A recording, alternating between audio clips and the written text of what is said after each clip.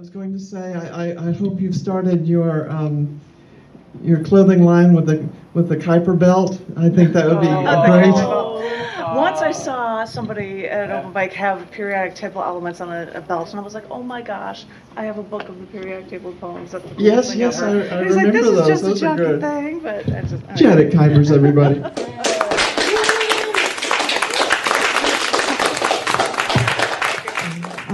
Thought I would share a few more, and I realized why this is a bonus edition of Chapter 38, Volume 3. This is why it's a bonus, because it's not actually from shows, but it's from going to, kind of like how Birdman would go somewhere and read somewhere, and these would be things in the streets or at open mics and things like that. So these aren't just things from performance art shows. So now that I've explained it, that's why it's not as huge as the other ones, but I have 3 to share with you. This first one, I think, was actually started because I was in a class, my first poetry class.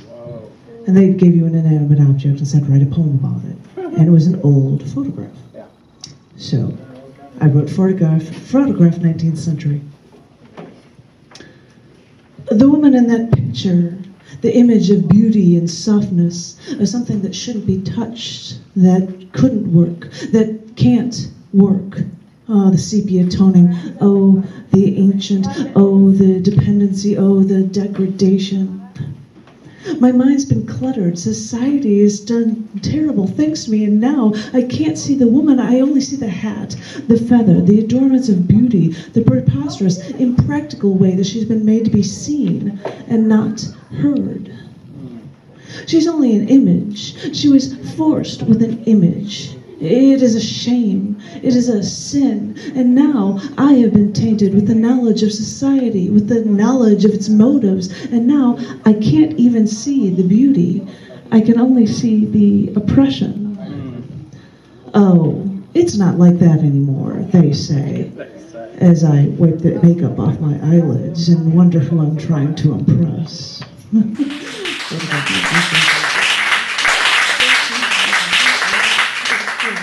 On different themes, so let's try the humorous one. This one is called On an Airplane with a Frequent Flyer. Quote, I was once on a flight to Hawaii, and then I was waiting in line for the lavatory. There's always a long line for a flight this long, you know. It seems like the bathrooms are always on demand on a flight this long. So I finally got into the washroom, you know, and I looked into the toilet, and someone, well, lost the battle against a very healthy digestive system and left the spoils in the toilet stuck. I mean, baby, can you imagine what is it going to do if you get this thing stuck in this toilet? I mean, maybe it didn't want to go down where all the sewage tank, where all the other stuff or the waste from this thing actually went to. I mean, can you imagine all this stuff this airplane had to carry across the ocean? Well, anyway, I saw this thing stuck in the toilet, and I went to the bathroom, and I opened the door. It still wouldn't budge, right? And so I then tried to flush. Well, it didn't work, so I opened the door after washing my hands, and I stepped out onto the plane again. And there was this long line of people waiting to use this cramped little washroom. And I just wanted to tell them all, you know, I didn't do that. But then I realized that everyone, when then left that plane, would think the exact same thing.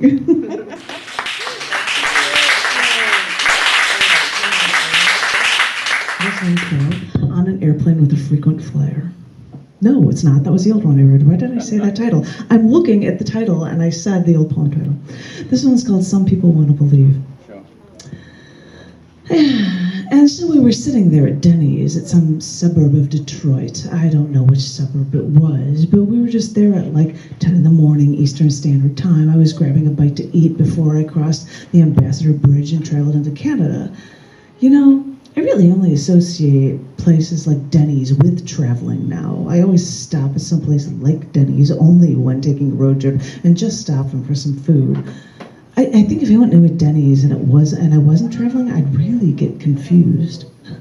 So anyway, like I said, we were at Denny's and it was morning, so the both of us got breakfast. Now, being a vegetarian, I ordered eggs with hash browns and toast, right? And the waitress says to me, like they do in some no-name town in the middle of America, "You don't want any meat?" Like it's so unheard of to not have meat at breakfast. And I say, no meat, thank you. And then my friend orders pretty much the same thing.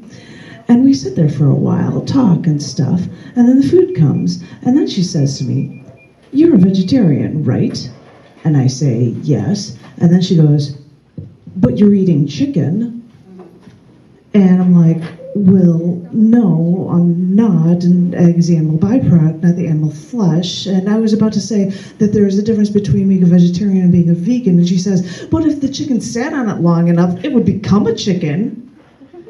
And I'm just like, well, it's not. It's an unfertilized egg. There's no way. There was never a rooster around it, around this hen, so it could never actually become a chicken. And she's like, "It's a chicken, though." And she just couldn't get past the idea that this wasn't a chicken.